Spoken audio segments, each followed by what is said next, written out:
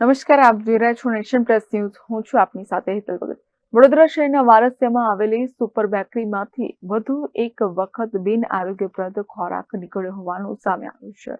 વડોદરા શહેરના વારસિયામાં આવેલી super બેકરીમાંથી સડેલો puff નીકળ્યો છે, જેમાં વધુ એક વખત બિન આરોગ્યપ્રદ ખોરાક નીકળ્યો હોવાનું સામે આવ્યું છે.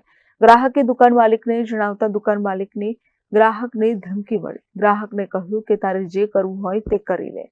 પફમાંથી સડેલો કાળા કલરનો માવો નીકળ્યો. ગ્રાહકે એક ટુકડો ખાતા જ ઉલટી જેવું થવા લાગતા તેને ફરિયાદ કરી હતી. આરોગ્ય વિભાગની તહેવાર સમયની કામગીરી સામે સવાલો ઉઠ્યા છે. આરોગ્ય વિભાગ કામગીરી કરે છે કે કેમ તે તપાસનો વિષય છે. શું ઘટના ઘટી હતી ભાઈ? અરે ભાઈ, મેં આવ્યો તો અહીં વારસિયા બન લેવા ને પફ લેવા.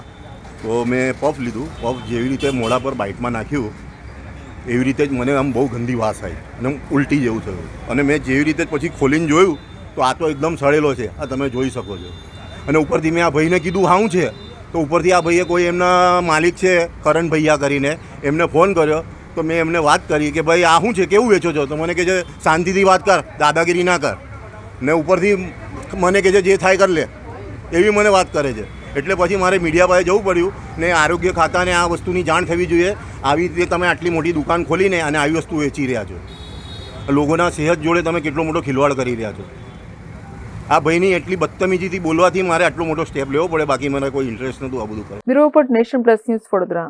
સમાચારોના સતત અપડેટ મેળવવા માટે અમારી નેશન પ્લસ ન્યૂઝની યુટ્યુબ ચેનલને સબસ્ક્રાઇબ કરો, બેલ આઇકન દબાવો અને જોડાયેલા રહો ફેસબુક, ઇન્સ્ટાગ્રામ અને ટ્વિટર પર.